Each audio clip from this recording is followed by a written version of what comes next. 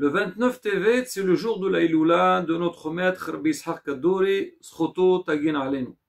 Tout le monde a entendu parler de sa grande sainteté, sa grande doucha, et tous les miracles qu'il a fait dans sa vie.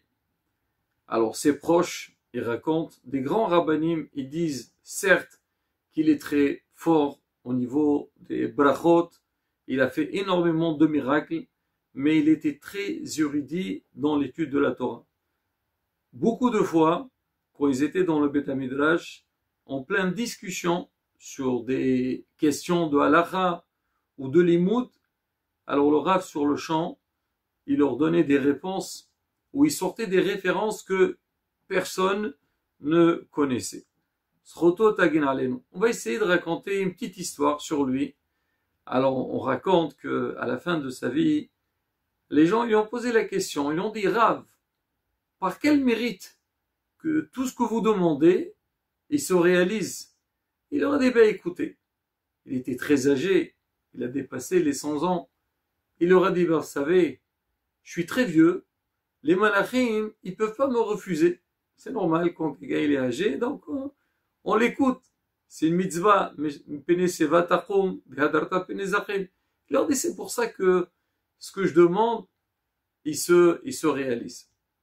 On raconte une fois, il y a quelqu'un à Ashdod, il a ouvert un supermarché, et il a demandé au Rav de venir pour l'inauguration, et bien sûr, certainement mettre la mezouza, et aussi pour bénir donc le lieu, qu'il y aura une bracha. Le Rav il est venu. À quoi il est arrivé? Il s'est assis sur une chaise. On voulait lui faire un grand kavod, mais lui il voulait ni fauteuil, ni rien du tout. Il s'est mis sur une chaise normale. Et donc le Hanoukat Habayit s'est passé très bien, les gens ils étaient contents que Rav Kaddouri était présent. Mais ce qui s'est passé dans la suite, c'est ça qui a surpris tout le monde.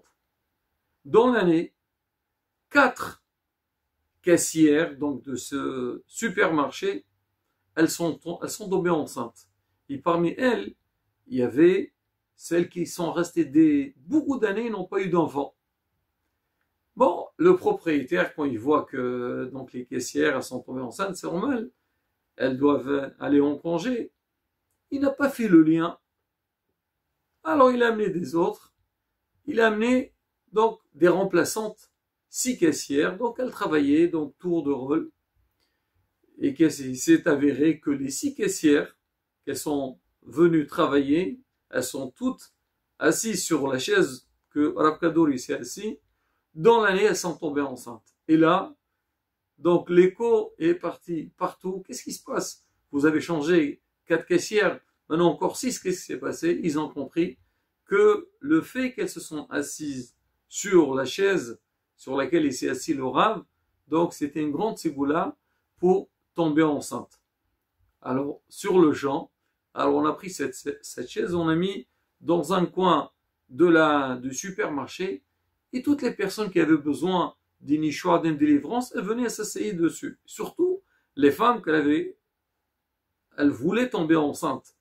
Au point que, c'est vrai, un supermarché, il y a du monde qui venait pour faire des courses. Il y avait une grande queue pour que les gens y viennent pour s'asseoir sur cette chaise-là et faire des tfilotes. Alors, c'était comment le programme? Ils ont mis 3 femmes. Elles étaient là. Donc, elles faisaient passer donc les dames une après l'autre, mais elle leur disait, sachez que cette chaise-là, il y a une grande ségoula pour avoir des enfants, mais il faut savoir une chose. Tout d'abord, il faut faire le respect de la pureté familiale. Et Baruch Hashem, beaucoup de femmes, elles étaient à l'écoute, et elles se sont assises, ils ont fait Teilim, et Baruch Hashem, nos chants. C'est ça le sroud d'un tzaddik.